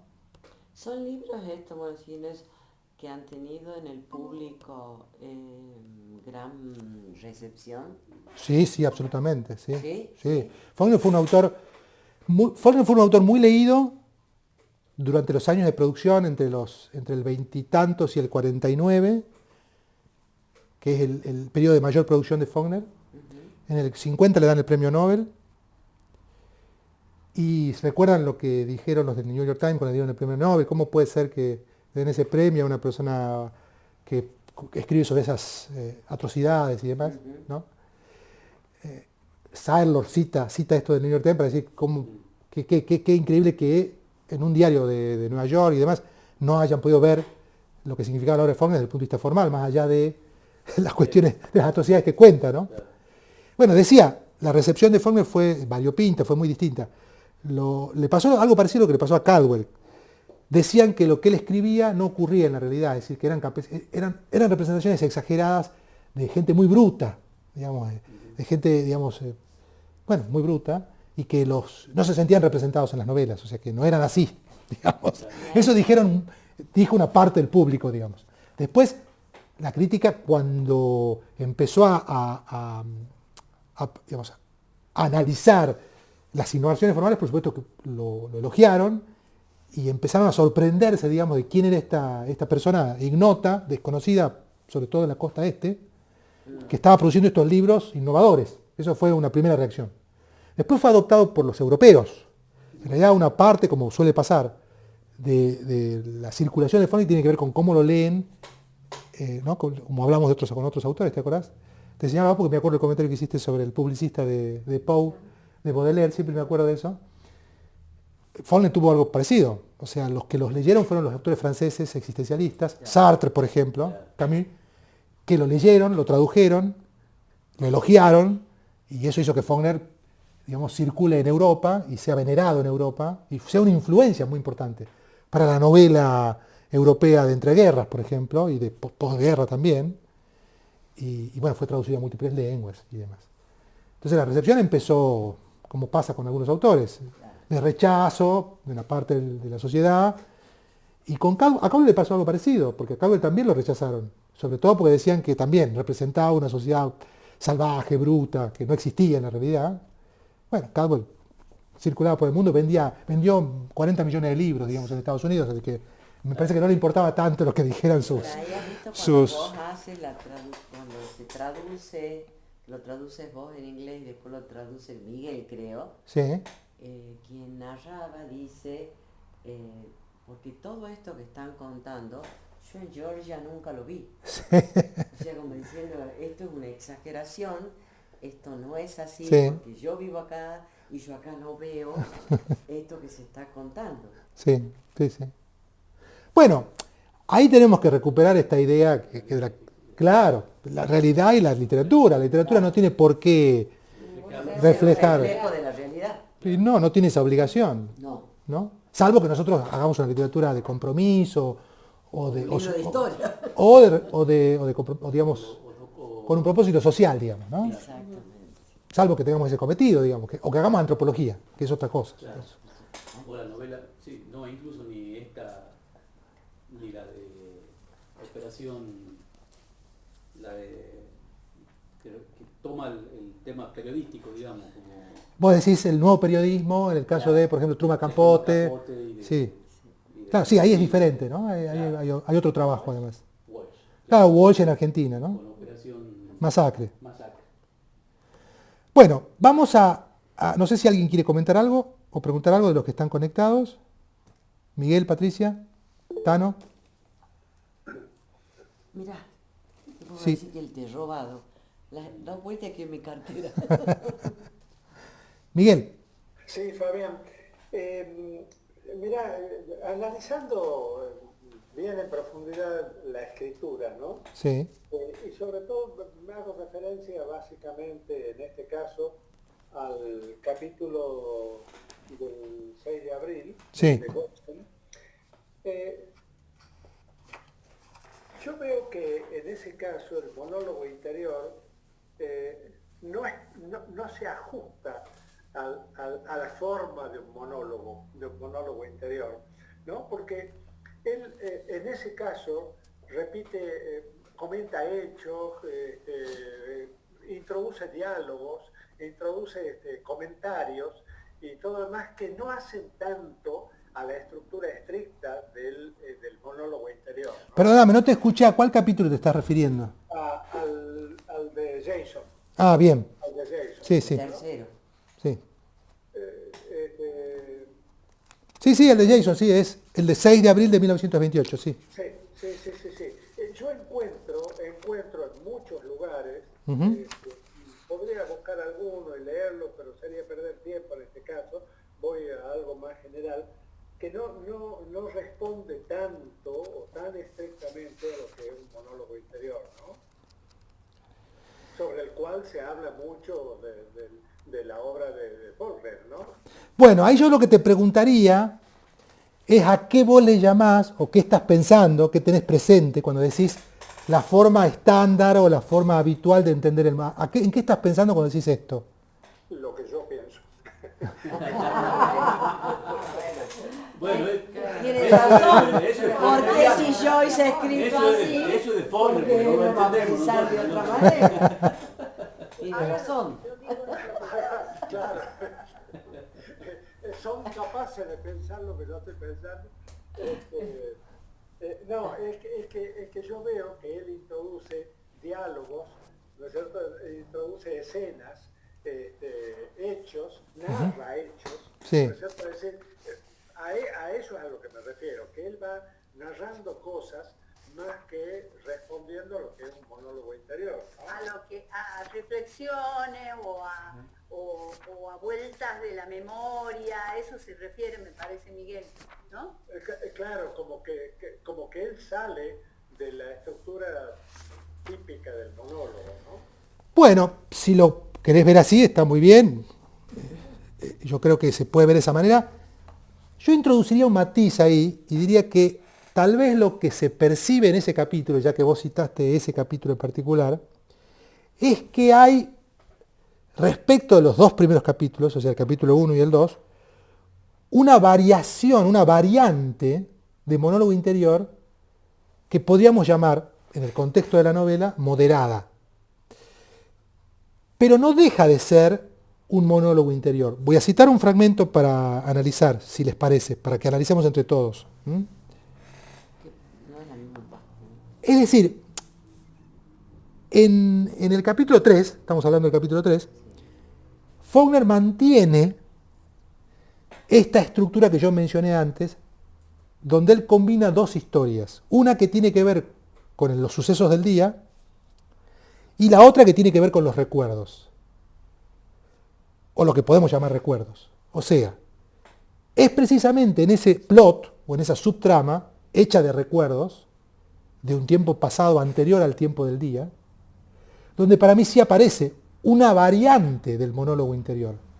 Quizá es solo una cuestión de nombre nada más. Le podemos llamar una variante moderada, o vos le podés llamar no es un monólogo interior, pero estamos hablando, me parece, de lo mismo, ¿no? Justamente, cuando él narra hechos del pasado, lógicamente recurre a lo que es, para mí, la estructura más ortodoxa del monólogo interior. En cambio, cuando él está narrando, ¿no es cierto? Es decir, narrando los hechos del Ah, ahora te entendí. No, claro. Sí, cuando él narra no es un monólogo interior. No. Sí, cuando se pelean y todo demás, ¿no es cierto? No, pero es que, La escena. a ver, clarifiquemos una cosa. Cuando yo decía que son dos historias y que trabaja el monólogo interior, no me refería a la narración propiamente dicha en primera persona. Está. No. Quizás no quedó claro cuando yo lo expuse. Es decir, él recurre al monólogo interior para contar hechos del pasado. Claro, sí, eso es lo que dije. Sí. Los hechos del día son claramente una narración en primera persona. Sí, sí, exacto. No sé, tomar la primera página cuando empieza. No, es que con estamos... y con Quentin, con la sobrina, ¿no es cierto? Es decir, que el peinado, que cómo está vestida, que de dónde salió, si así va a ir a la escuela y todo eso. Esos son hechos narrados en primera persona, ¿no? Bueno, así están organizados los 3 capítulos. Está. O sea, con un narrador en primera, Yo he tomado ese como ejemplo, nada más. claro, con un narrador en primera que introduce de forma interrumpida, ¿no? Va intercalando los fragmentos del monólogo interior. Está. Ahora me queda más Sí. Todo el monólogo interior. No. Claro, no Los- es que el libro no todo. entero. No. Ese capítulo. Todos los capítulos están armados Siempre. con dos estrategias de escritura. Una, la narración en primera persona. ¿Mm? Y el monólogo. Y la otra es el monólogo interior. Que justamente el capítulo... La letra cambia el- En los 2 primeros sí, y en el tercero no. En el tercero no hay cambio de tipografía, ni de posición tipográfica, o sea, de inclinación de la tipografía, no hay. Justamente en el tercer capítulo, el salto es menos evidente, porque en realidad pasa de una narración en primera a otra narración en primera, que adopta ritmos distintos, y que además introduce, como se trata de un recuerdo, que leemos como recuerdo, introduce velocidades distintas. Porque de hecho, y quería leerles un fragmento, en ese capítulo en particular, cuando tiene la conversación con Earl, que es la persona que es dueña de un negocio, de una tienda, en la que él trabaja, Jason trabaja para Earl, ahí en ese momento, que es a la mañana y después cerca del mediodía, porque va varias veces en el capítulo ese, está narrado esto, varias veces a la tienda de Earl, porque trabaja ahí. Antes había ido a ver el telégrafo, antes había hablado con la madre la mañana temprano, Jason. Bueno, cuando va a la tienda de Earl, ahí introduce un recuerdo que se combina en realidad con algo que le dice el propio Earl sobre su madre. Earl le da un concepto sobre la madre, sobre que él sabe que la madre sufre y demás. Y ahí, en ese momento, Faulkner introduce un recuerdo, algo que está combinado sin explicación y salta de una cosa a la otra. Y nosotros deducimos que está hablando del pasado porque además, después, introduce una conversación que tuvo con Cady. En el momento en que Cady se fue, la abandonó a su hija, a Quentin, que es la sobrina a cargo de Jason, y tuvieron una conversación acerca de cómo iba a ser el trato con el dinero. Ella le iba a enviar cheques, ¿sí? Y le iba a dejar cheques, y él recuerda esa conversación. Bueno, el inserto de esa conversación con Cady es una conversación que ocurrió en el pasado. Y está puesta sin explicación y de forma continua con lo que ocurre en lo que nosotros entendemos como narración del día. Ahí tenemos el caso del monólogo interior, que tiene la particularidad de que además de introducir los recuerdos, introduce recuerdos de un diálogo. O sea, recuerda un diálogo. ¿Sí? Con la hermana. Con Cady, con la hermana, exactamente como estás Con la diciendo. hermana, exacto. ¿Sí? Yo me quiero acordar si Flash de Virginia Woolf Sí, es devenir de la conciencia o primera persona del perro. es la primera persona, pero Sin devenir de conciencia. no, pero también trabaja las dos cosas, porque en realidad, qué bueno el comentario que hiciste, que te acordaste de esta novela, porque en realidad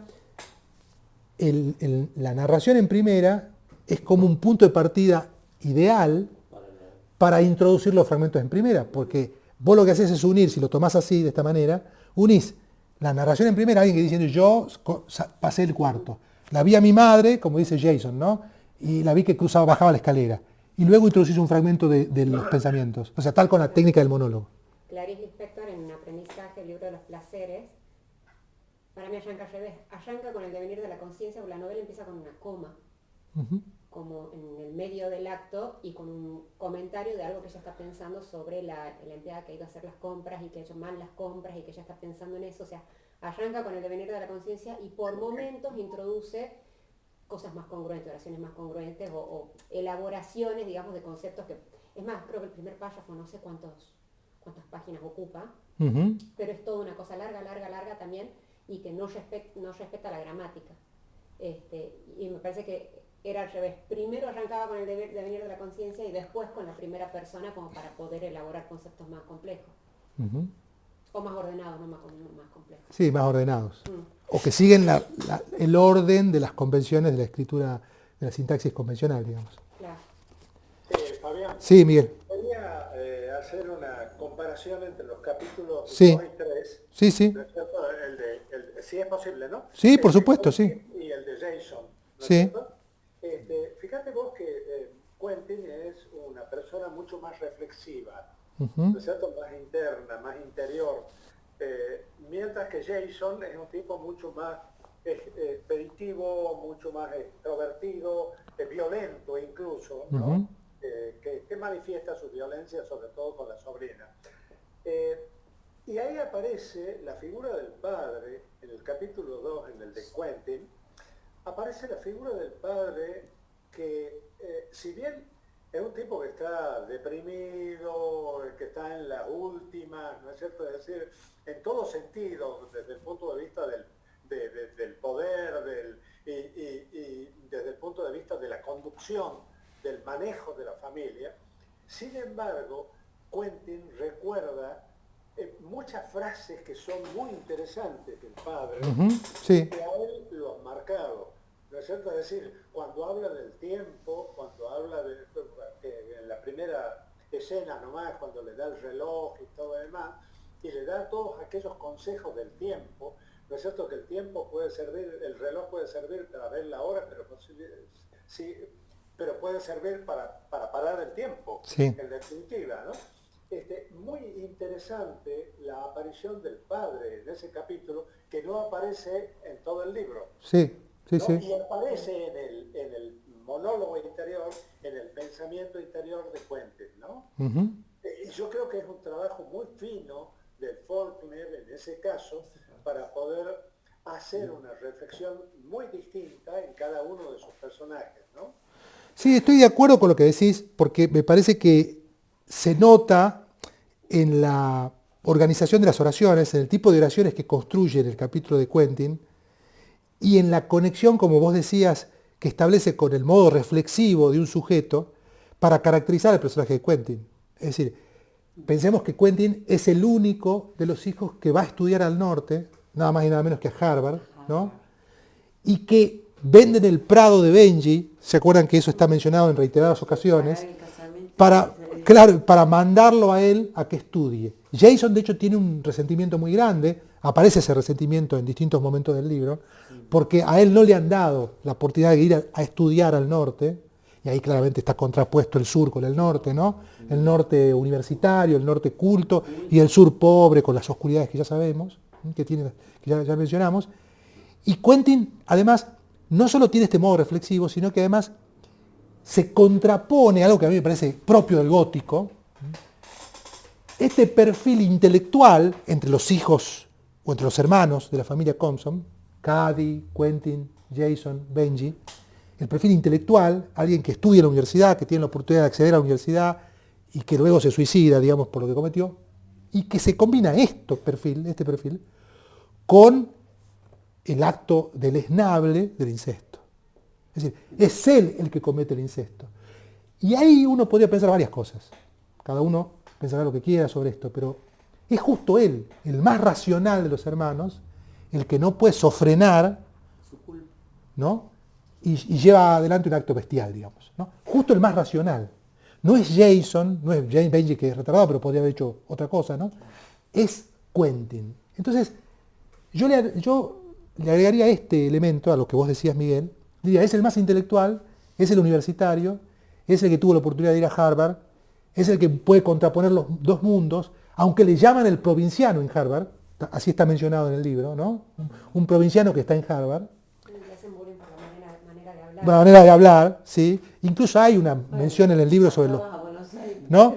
Los yanquis, vieron que habla de los yanquis, que son los ciudadanos del norte y que tienen otra mirada sobre el mundo y demás, son más pagados de sí mismos y demás. Y hay otro elemento que yo le agregaría. En todo el capítulo, lo que vemos es un paseo, un devaneo de Quentin, desde que él sale de la universidad, pasa por unas calles va por el lado del río, conversa con unos pescadores, se encuentra en un almacén con una niñita sucia le llama, así está descrita la niña, camina con ella de una forma inocente. Ahí me parece que Faulkner trabaja esta cuestión de la contraposición. Alguien que ha cometido incesto, ¿no?, que ha violado a su hermana, lleva de la mano de paseo a una niña. Es decir, no se menciona nada, pero uno puede suponer que puede ocurrir algo así, de nuevo, ¿no? Pero él es presentado como alguien muy inocente, que no tiene ningún deseo oscuro con esa niña. Es ingenuo y camina con esa niña. Yo pensaba todo el tiempo en esa contraposición. Él la violó a la hermana, pero a esta niña la trata como si fuera, ¿no?, el ciudadano del bien, ¿no? Pasea con la niña y después se encuentra con estos dos sujetos que son extranjeros. Hay un racismo de nuevo muy fuerte, ¿no? Italiano. Son italianos, uno de ellos es Julio, está identificado como Julio, lo golpean, lo acusan de haber raptado a la niña, lo denuncian, viene el alguacil, viene el juez, hacen que pague una fianza, vienen los amigos, que es Gerald y la señora Bland y Spout, que son amigos de él. No se menciona muy claramente en qué situación, se supone que son en el contexto, que es el contexto de la universidad. Y el capítulo cierra cuando él se sube al tranvía, vuelve a la universidad y ahí termina, ¿no?, haciendo una referencia al reloj que mencionaban ustedes recién, vos, Eugenia. Ahora, me parece que el paseo está clarísimo, pero es el devaneo de un ciudadano del mundo, si ustedes quieren, que pasea por los alrededores de Harvard, la universidad prestigiosa, pero él es presentado como alguien inocente. Yo, de hecho, titulé... Pero en ese momento nosotros ya sabemos lo que pasó, creo que no. ¿A qué te referís? Al incesto. Sí. Sí. Durante todo el capítulo, y ahora quiero hacer referencia a esto. No, voy a leer las marcas. En el capítulo de Quentin, que es el capítulo 2, ya sabemos, tenemos las siguientes marcas a propósito del incesto. En la cuarta página, con letra cursiva, como parte del monólogo interior, dice: he cometido incesto, dije padre, fui yo, no fue Dalton Ames. Está la confesión. Cuarta página. Más adelante,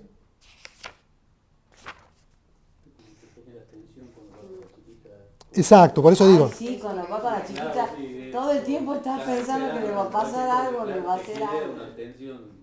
Sobre todo porque se sientan, porque conversan, porque van por la vía, porque es la noche. más adelante se repite una frase similar, un sintagma similar. Padre, he cometido. O sea, es exactamente la misma frase sin lo que sigue. Está elidida la palabra incesto. Y este nombre, Dalton, ¿dijiste? Dalton Ames. También está repetido un momento como que él lo Sí, sí, lo repite y muchas repite. veces como un karma. Como un karma, como si mantra, fuera... sí. Está asociada a la idea de culpa, ¿no? Porque hay un desplazamiento ahí que trabaja muy bien, de manera muy clara, digamos, en la construcción del monólogo interior, la idea de que hay un falso culpable, digamos. O sea, que alguien fue el que la violó, quizás fue él. Y Faulkner arma, me parece, desde su sintaxis, su construcción gramatical, digamos, desde la construcción gramatical que arma con el monólogo interior, esta idea del desplazamiento y del falso culpable. También está la relación que se menciona en este capítulo con Herbert, que es aquella persona con la que se casa la hermana y que la maltrata aparentemente también. Bueno, el segundo. Y hay otra referencia más adelante, también se hace otra referencia. O sea, hay al menos 3 o 4 referencias al incesto, claras. En la primera se usa la palabra incesto. Y es la única, en realidad, esa oración que leí, es la única completa donde dice padre ha cometido el incesto. Luego hay alusiones, hay frases quebradas, cortadas. Entonces, todo el capítulo trabaja con esa tensión para mí. De alguien que ha cometido un acto deleznable y que lleva adelante un paseo como el hombre más inocente del mundo, con una niña, al lado de un río, ¿no? Si pensamos en el capítulo 3, porque yo para armar, digamos, la clase y para pensar los capítulos, pensé en preguntas, digamos, preguntas que nos puedan hacer pensar o que nos permitan pensar qué pasa en cada capítulo. Entonces yo pensé en el capítulo 1, ¿cómo percibe el mundo un idiota? Para mí esa sería la pregunta que arma el capítulo 1. ¿Cómo percibe el mundo? Y la palabra, claro, ¿cómo percibe? Porque esa es la clave para mí. La representación de la percepción del mundo. Por eso está la repetición que ya mencioné, ¿no? El percutor. las escenas que van y vuelven, porque finalmente pareciera que el chico va y vuelve. Si nosotros analizamos con lo que leemos después, y leemos la novela desde lo que leímos después, Luster lo lleva y lo trae, lo lleva y lo trae, lo lleva y lo trae, ¿no? Y él se prende a la verja y mira a las chicas y parece que quiere tocar a una chica, y eso es todo lo que hacen todo el día, ¿no? Con todo lo que significa para la madre, el sufrimiento de la madre, la culpa de la madre, etcétera, etcétera. En el capítulo 2 la pregunta para mí es esto. ¿Cómo hace para cargar con la culpa un sujeto que aparentemente es representado como alguien inocente y que vive en un mundo de maravillas en Harvard, ¿no? Para mí esa sería la pregunta que articula el capítulo. O sea, siempre Quentin es en detrimento de cada uno de sus hermanos. Absolutamente. Todo lo que él es y todo lo que él tiene es Absolutamente, en detrimento. cada uno de los hermanos. Tal cual. En el capítulo 3 para mí la pregunta es, ¿qué le duele más a Jason? ¿Le duele no ser Quentin? Es decir, no haber tenido la oportunidad de estudiar en Harvard.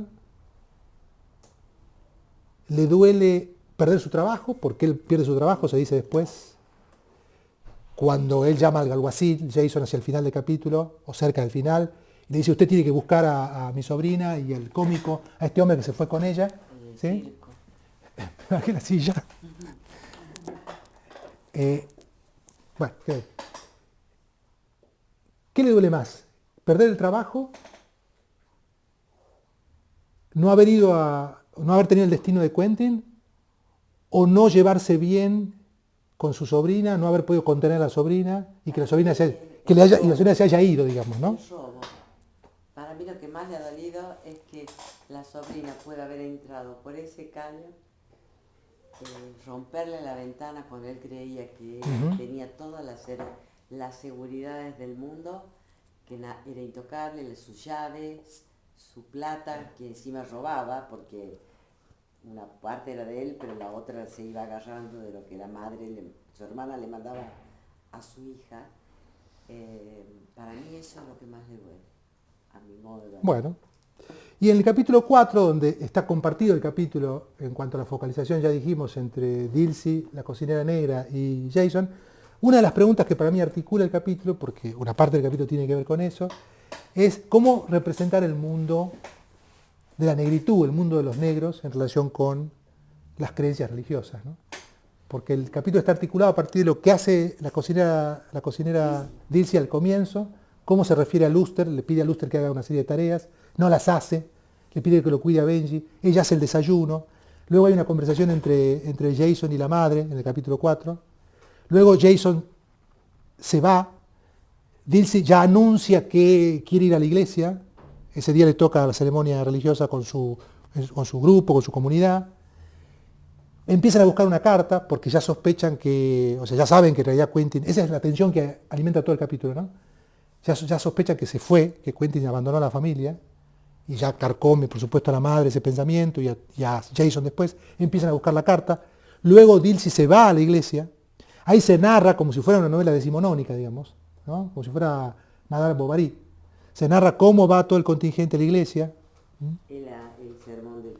Se narra, tenemos una escena clave dentro de la iglesia, el sermón que da el predicador, y acá podemos conectarlos con la novela que vimos en la clase de pasada, El predicador, de Caldwell. ¿Se acuerdan que yo había comparado los dos predicadores? Había dicho que el predicador de este es comparado con un mono, ahí es llamado mono directamente, ¿no? Mono, le dice. De ese mono, ¿no? Es, por supuesto, una forma muy despectiva, ¿no? Porque además... Se arrepienten después. Claro, sí, pero fíjense que ahí el narrador sale de su función descriptiva y en realidad juzga al predicador, se le llama mono, lo compara con un mono, ¿no? Con una bestia. En toda la novela hay expresiones muy racistas, ¿no? Excesivamente racistas para con los negros, los sirvientes, etc. Bueno, de eso tiene que ver con el gótico, ya sabemos. Y luego, sí, la última parte del capítulo 4 va sobre la conciencia de Jason, aunque no es un capítulo en primera persona, narrado en primera persona, es un capítulo en tercera, pero va sobre el mundo de Jason. Hay un elemento del que no hemos hablado hasta ahora en el curso, que tiene que ver con la apropiación que hace Faulkner del género policial. Sobre esto también se ha escrito mucho. A Faulkner le interesaba mucho el policial. Sus novelas no son novelas policiales, pero sí toma elementos del género. Hay una escena que es claramente la representación de un código del género policial, que es la escena en la que él se va en el auto hasta la carpa, increpa a un hombre, lo acusa de mentiroso, le dice, ¿dónde están? Le pregunta a este hombre, ¿dónde están? O sea, ¿dónde están la sobrina y el cómico? Vieron que hay una referencia a la corbata roja en todo el capítulo, asociada como sinégoque al cómico, ¿no? Al cómico que se supone que se... Cuando está en el tren. ¿Cómo? Cuando está en el tren. Exacto, cuando van a buscar en el vagón, exacto. Y ahí se pelea, o sea, es una acción clarísima, típica de novela policial, digamos, sin que esto sea una novela policial. Se pelea, él se golpea la cabeza y se asusta. Jason cree que tiene sangre, dice, tengo sangre, tengo sangre. El otro hombre que aparece le dice, no los busques, o sea, le dice, no, yo les dije que se vayan. Y ahí se da un dato, a propósito del destino de la chica fugitiva, de Quentin, la sobrina, y se dice que se fue. Y Jason ahí, desencantado, se vuelve a la casa, y ahí es que se fija en Luster, que está haciéndolo jugar a Benji con el caballo, y toma las riendas y la novela termina. ¿Y qué, perdón? Y la novela termina. Ah, Así es que cierra el libro. y también lo que, no sé, Miguel creo que decía, no sé en cuál de los capítulos, en el capítulo 2 que está la descripción del padre en pasado, en el 3. En el 3 y 4 pasa lo mismo con la madre. La madre no fue nombrada al principio, ¿sabes? No. Esos momentos de sentir que era culpa de ella, que tenga Sí, un hijo exacto. tonto, o una familia desunida. Pero la descripción del sufrimiento de esa madre, de lo que pasa, también se la conoce al final por esa narración. Exactamente, sí, De sí. los dos, padre y madre. Sí, sí. Está muy bueno que recordes esto, porque me parece importante que recordemos que nosotros, como lectores, o sea, eso es lo que nos deja Faulkner a nosotros como lectores, la tarea de rearmar las historias y los roles de los personajes y los lugares que tiene cada uno, porque él lo que ha hecho es desarmar. O sea, él lo que ha hecho es, como dije al comienzo, fragmentar el tiempo y el espacio, ¿sí? En algunos casos de manera doble, en algunos capítulos, y entonces nosotros tenemos una especie de puzzles desarmados sobre la mesa, y a medida que nosotros avanzamos en la lectura del libro, somos nosotros lectores los encargados de unir las piezas y recomponer eso que está disgregado a lo largo de todo el texto. Entonces Faulkner sería como un demiurgo desarmador que siembra las piezas, pero se ha ocupado de desarmarlas con un orden, ojo. Eso da la pauta de que el plan maestro está desde el comienzo. Ajá. Para Exacto. romperlo de esa manera, Bueno, tiene que estar todo planificado. Porque si fuese un devenir de la conciencia, la estrategia para escribir el libro, esto no puede pasar. claro. Yo lo que quedo pensando es si hay alguna otra página que intente explicitar el fluir de la conciencia de un idiota, digamos, discapacitado. ¿Vos te referís en la novela? No, en la literatura. Bueno. De lo que se puede llegar a conocer, digamos, ¿no? Y no sé, una pregunta que me hago es ¿quién es capaz de con cierto realismo acercarse a eso? Ujú. ¿No? O sea,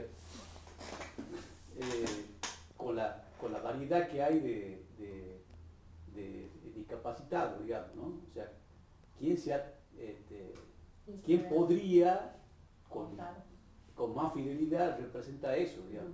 Yo creo que también en la época que ha sido escrita esa novela había mucho menos delicadeza, muchísima menos delicadeza la que hay ahora para tratar tanto el tema, incluso hasta las denominaciones de las personas con discapacidad. Claro, hoy hay todo un respeto. Estamos nosotros usando la denominación que era propia de la época. a partir Sí, de la descripción claro. del libro, Totalmente. pero, claro, Sí, sí.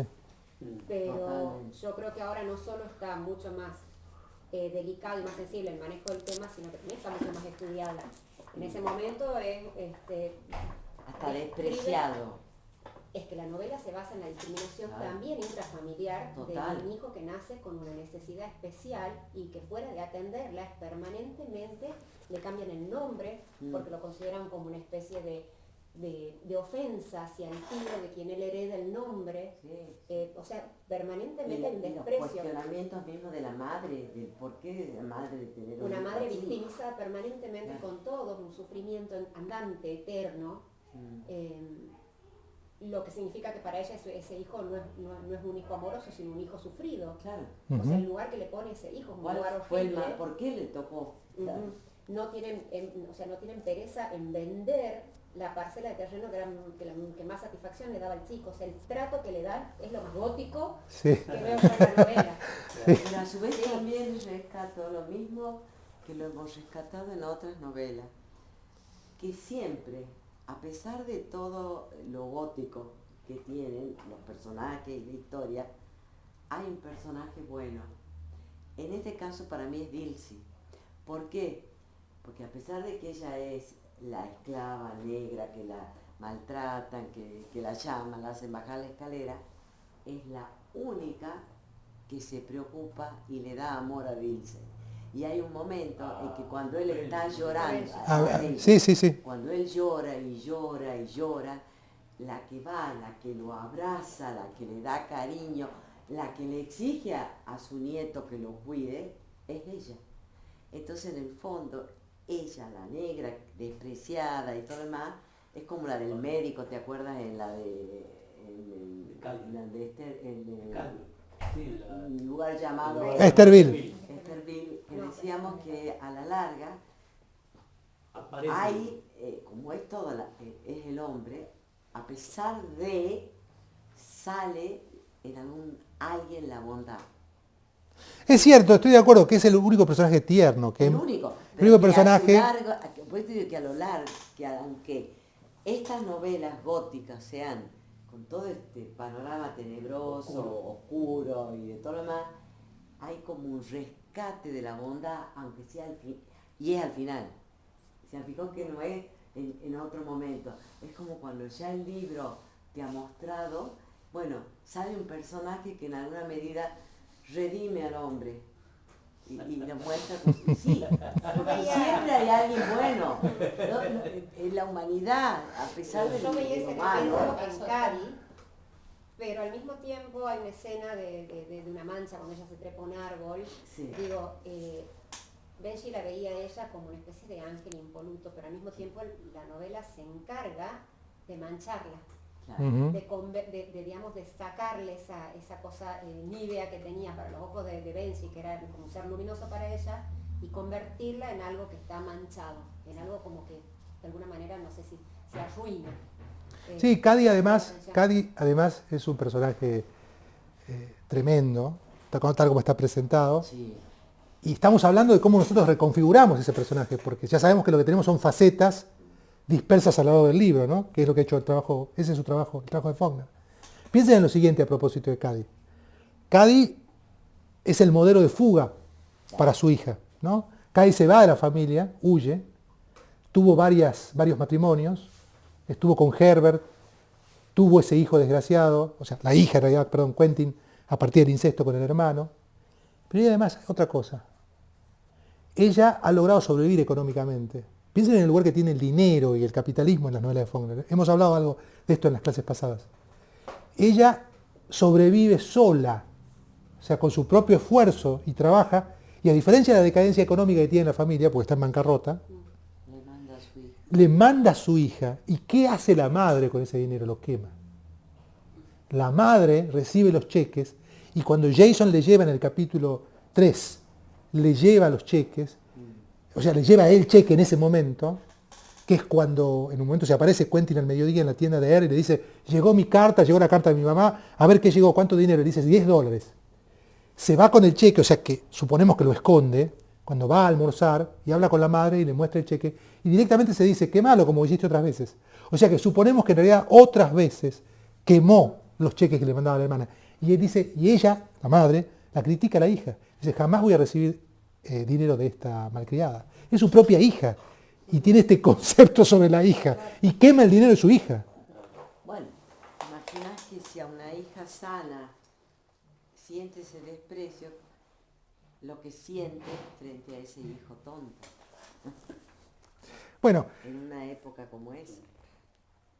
quisiera cerrar la clase recordando entonces las deudas que tiene, para retomar lo que dije al comienzo, Faulkner con Shakespeare y Faulkner con Joyce.